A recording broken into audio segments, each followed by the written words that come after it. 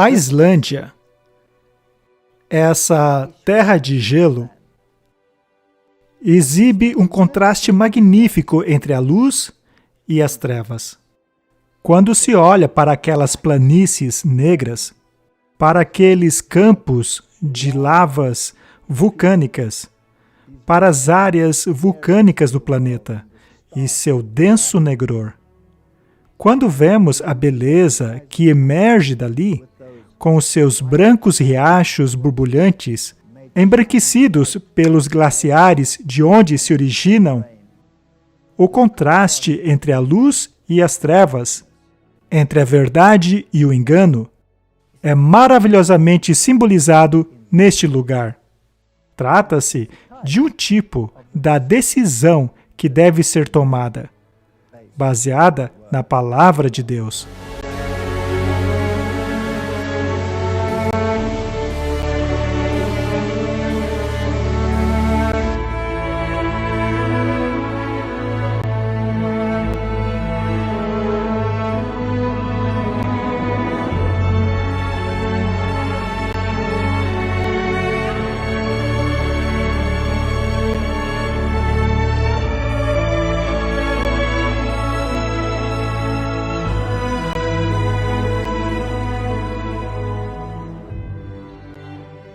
E vi um outro anjo voando pelo meio do céu, que tinha na mão o Evangelho eterno, para proclamar aos que habitam na terra, a toda nação, tribo, língua e povo,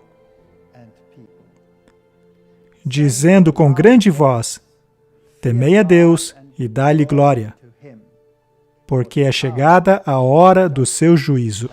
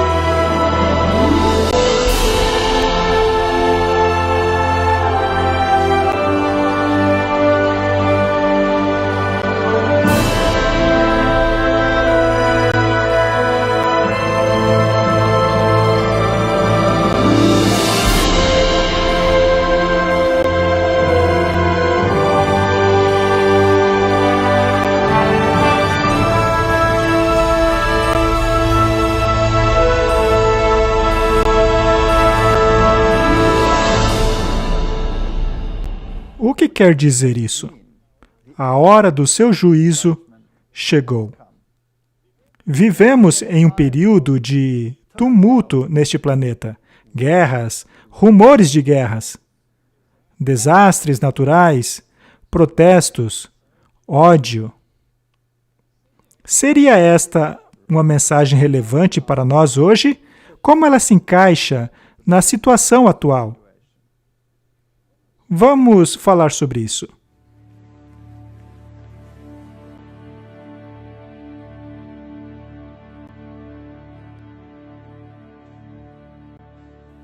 Em pensar que há 2000 anos atrás, lá estava João sentado na ilha de Patmos, recebendo aquela impressionante visão, que desde então tem intrigado a humanidade, que teve um papel tão importante no desenrolar das questões da Reforma Protestante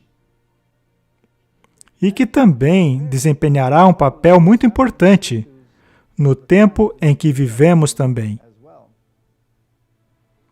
Eu estava pensando, se não deveríamos dar uma olhada em alguns detalhes para ver exatamente o que isto engloba. Apocalipse, capítulo 14, fala da tremenda experiência da abertura da sala do trono e do Cordeiro ali de pé, rodeado pelos redimidos. E então segue esta mensagem que deve ser entregue à humanidade. As 3 mensagens angélicas de Apocalipse 14, começando pelo verso 6. E vi um outro anjo voar pelo meio do céu, e tinha o Evangelho eterno para o proclamar aos que habitam sobre a terra, e a toda nação, tribo, língua e povo. Então, o Evangelho eterno será mais uma vez reavivado. Deve ser pregado para todo o mundo. Esta é uma mensagem universal, utilizada aqui. Toda nação, tribo, língua e povo. O mundo inteiro deve ser iluminado com a glória destas mensagens. E estas mensagens não são insignificantes, pois são proclamadas com grande voz. Esta é uma mensagem muito importante, uma mensagem épica. Temei a Deus e dai-lhe glória, pois é chegada a hora do seu juízo. Antes de Apocalipse 14, temos naturalmente Apocalipse 13, que identifica os poderes envolvidos nesta última batalha. Temos a besta emergindo do mar, e temos a besta que emerge da terra. E, por definição, uma besta é um reino, é uma entidade política. Mas também temos a imagem da mulher em meio a esta besta. E na Bíblia, uma mulher é sempre símbolo da igreja. E ao estudarem Apocalipse capítulo 13, os reformadores concluíram que a besta que emerge do mar não é ninguém menos que o papado. Martinho Lutero, Melanchthon, Wesley. Todos estes reformadores identificaram a besta do mar como sendo o papado. E os atributos apresentados ali estão intimamente conectados com os atributos encontrados em Daniel capítulo 7, nos atributos do chifre pequeno, que é um poder político. Aqueles atributos o definem como sendo um poder blasfemador que perseguiria os santos, todos aqueles fatores que também são encontrados em Apocalipse 13. Portanto, esse poder é um sistema político religioso, a união entre a igreja e o Estado, impondo as doutrinas da igreja. E anteriormente ao capítulo 13, temos o capítulo 12. E no capítulo 12, vemos o grande conflito entre o bem e o mal. Temos o dragão de um lado e do outro lado, temos Cristo e a sua igreja. Ele descreve o conflito através dos séculos. Ele descreve os eventos do futuro. É absolutamente incrível. Uma mulher é mencionada aqui, ou seja, a igreja, que seria ferozmente perseguida por um período de 3 anos e meio, 42 meses, 1260 dias. E os reformadores utilizaram o princípio dia-ano, que é um princípio bíblico, de maneira que, ao calcular-se esse período, temos 1260 anos, pois é a Bíblia que nos diz para considerar um dia como ano. E isto nos leva ao período de perseguição, no qual a Igreja de Cristo seria perseguida, ao longo do período da supremacia papal, no qual esta mulher foi protegida nos lugares mais solitários, em que o Evangelho foi pregado vestindo panos de saco. A palavra de Deus foi pregada com derramamento de sangue. Aquele poder político e religioso crescia cada vez mais, chegando nas cortes de reis, recebendo a aclamação e honraria dos quais julgava ser digno. O poder que não se contentou em emblamar a espada espiritual, mas que também empunhou a espada secular. Esta espada secular passou a ferir em nome da espada espiritual. Estas foram as questões abordadas pela Reforma Protestante. E então a mulher teve que fugir. E por todos aqueles anos, esta guerra, este conflito, foi acuando a mulher, a Igreja de Deus, para lugares desertos. E a Igreja fugiu para vários lugares do mundo, em busca de paz e de liberdade para praticar a sua religião. Foi neste tempo que os Estados Unidos da América foi colonizado, a África foi colonizada, a Austrália, a Nova Zelândia foram colonizadas, e o protestantismo se espalhou para um novo mundo. Junto à ascensão do poder do protestantismo, veio também a complacência. E mais uma vez houve retrocesso, assim como houve nos dias de Israel. Temos esse desabrochar da verdade e a aderência ao princípio apenas para mais uma vez dar espaço ao declínio, à apostasia, à deterioração. E conforme temos esses altos e baixos da apostasia, os altos e baixos da lealdade, um seguindo o outro.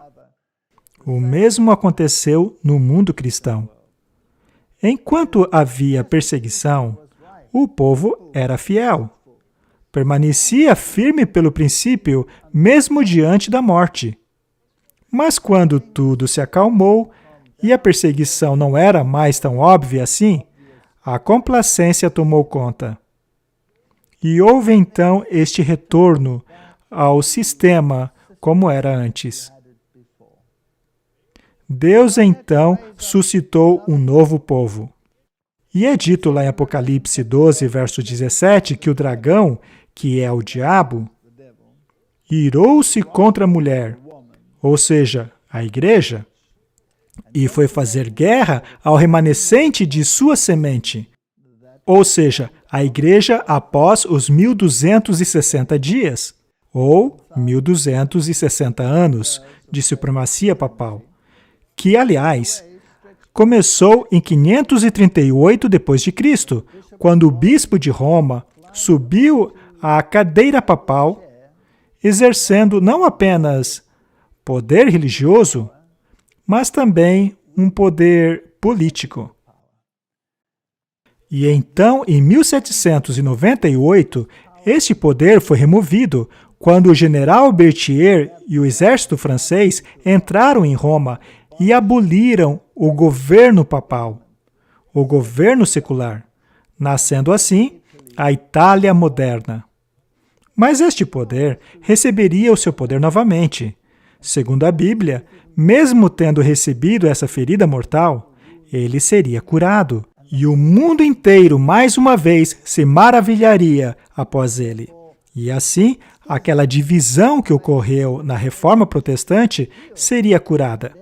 E todos, mais uma vez, se uniriam. Mas havia um grupo que estava determinado a apegar-se aos princípios da Bíblia ao invés de sucumbirem na teologia popular da atualidade.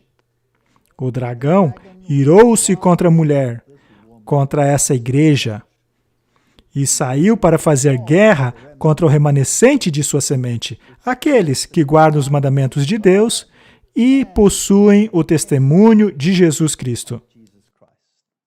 O conflito entre os princípios bíblicos e aqueles adeptos à teologia popular se concentrariam em torno da questão dos mandamentos de Deus e do testemunho de Jesus, que é definido pela Bíblia como o espírito de profecia. Este espírito de profecia é aquele mesmo espírito que tem existido em meio às palavras proféticas ao longo da história. Os Jeremias, os Isaías, os profetas da antiguidade possuíam o testemunho. Eles tinham o dom profético. Esta mensagem formaria o compartimento da última mensagem. O conflito seria entre aqueles que guardam os mandamentos de Deus e têm o testemunho de Jesus, e a unidade em apostasia, que tomaria conta do restante do planeta. Isto exige uma mensagem específica, endereçada a um tempo específico. Lá em Apocalipse 14, nós vemos essas 3 mensagens angélicas. Sua abrangência é de impressionar. Leiamos novamente. E vi um outro anjo voar pelo meio do céu. Esta mensagem é uma mensagem urgente. Ela se move como um relâmpago, que possuía o Evangelho eterno. Mas, afinal, o que é o Evangelho eterno? O Evangelho eterno é o Evangelho da salvação em Jesus Cristo. São as boas novas do Messias que viria. E nós sabemos que este Evangelho existiu desde o início. Na verdade, ele foi concebido antes de haver qualquer ser criado neste planeta. Encontramos as suas sementes logo no início com Adão e Eva, na primeira promessa do Messias, em que a inimizade seria entre a semente da mulher e o dragão e sua semente. Este conflito entre os filhos da obediência e da desobediência é observado em Caim e Abel, no qual Abel traz uma oferta que simboliza que a salvação está fora dele mesmo, enquanto Caim diz: não, as obras de minhas mãos satisfarão a divindade. Este conflito que começou ali tem progressivamente se repetido vez após vez na história da humanidade. Mas o Evangelho não mudou. Quando a luz do Evangelho quase desapareceu, quando nas trevas da Idade Média, que a própria história chama de a Idade das Trevas, quando aquela luz foi quase extinta, os reformadores fizeram com que aquela luz mais uma vez brilhasse. Mas que luz foi esta? A salvação se encontra fora de nós. A justificação é pela fé na obra completada pelo Filho de Deus. Nós nos apropriamos da salvação através da fé, pelo agarrar da promessa, ao dependermos de um sacrifício feito fora de nós mesmos. Justificação pela fé, não pelas obras. Este conflito entre a fé e obras, entre as palavras de Romanos e as palavras de Tiago, ocorreu naquele período primitivo do protestantismo. Quando Martinho Lutero descobriu o glorioso evangelho da salvação em Cristo, ele entrou em conflito com o livro de Tiago. Ele o chamou de o evangelho de palha. Mas com o tempo, conforme estudou mais profundamente a questão, ele enxergou a conexão. Em certa ocasião, ele ofereceu seu chapéu de doutor a qualquer um que pudesse reconciliar o livro de Romanos com Tiago. Mas depois de um tempo, ele tomou de volta o seu chapéu de doutor porque ele mesmo havia reconciliado os dois. Veja, as obras são consequências da salvação e não o meio para ela. Portanto, a fé sem obras é morta. Mas as obras jamais poderão salvá-lo. A salvação é algo realizado totalmente fora de você. É pela fé no Filho de Deus que recebemos a salvação.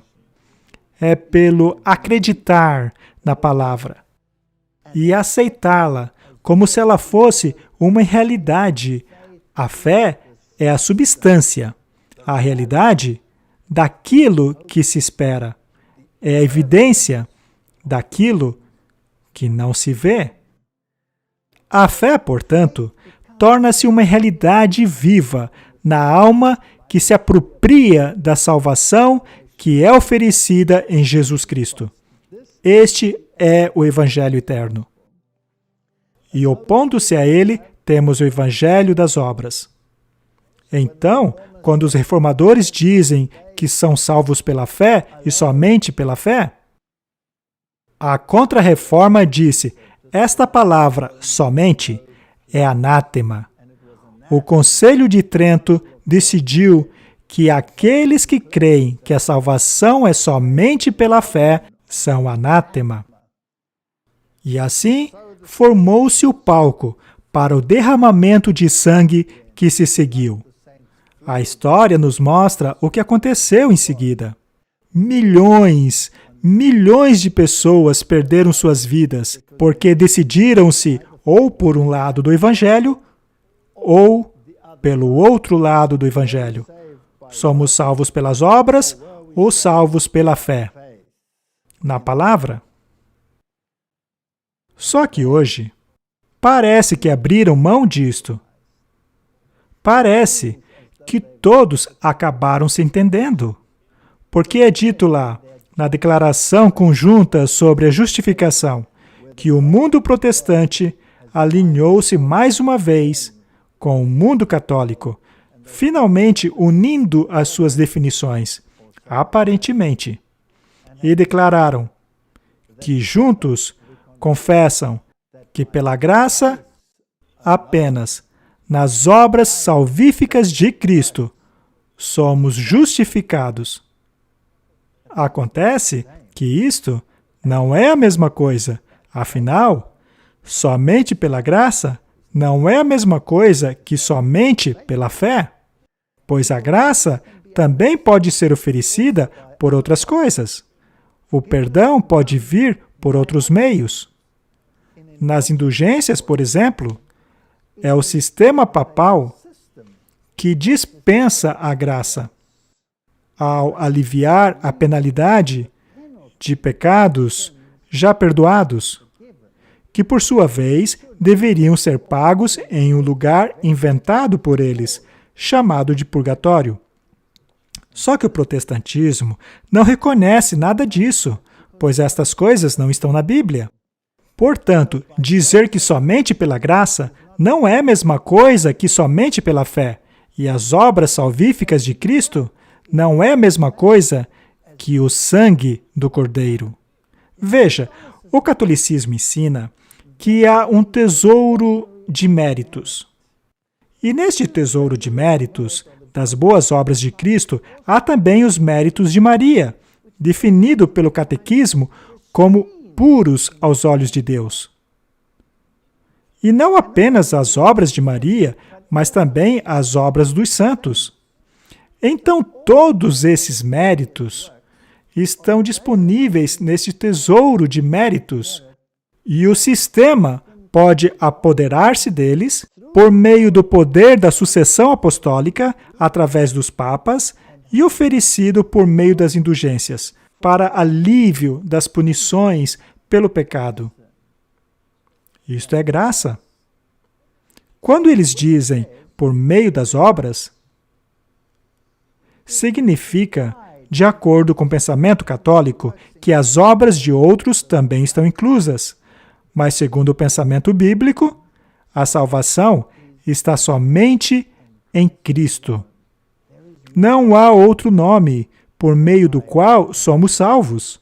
Portanto, essa questão entre a fé e obras é a parte central do Evangelho eterno. Desde os tempos de Abel, quando ele levou aquele sacrifício, por meio do qual, pela fé, ele sacrificou o Cordeiro inocente, apontando para o Cordeiro de Deus, que levaria os pecados do mundo, e este sacrifício foi aceito por Deus. Enquanto que Caim trouxe as obras de suas mãos, e este sacrifício não foi aceito. É fascinante que Deus sempre declarou que sua obra é completa, pois afinal, ele descansou após a sua obra de criação, assim como descansou na sepultura após a sua obra de redenção. Portanto, o Evangelho eterno deve mais uma vez ser pregado. Não pode haver concessões. Como disse o próprio Martinho Lutero a respeito da doutrina da justificação, é impossível fazer concessões, pois essa doutrina é pedra angular do Evangelho. E assim como a pedra angular foi rejeitada nos tempos de Jesus, quando o rejeitaram como Messias, esta pedra angular do protestantismo será mais uma vez rejeitada.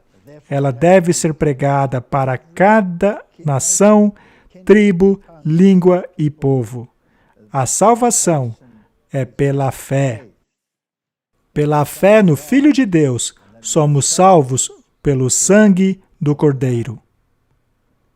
Clamando com grande voz, temei a Deus e dai-lhe glória.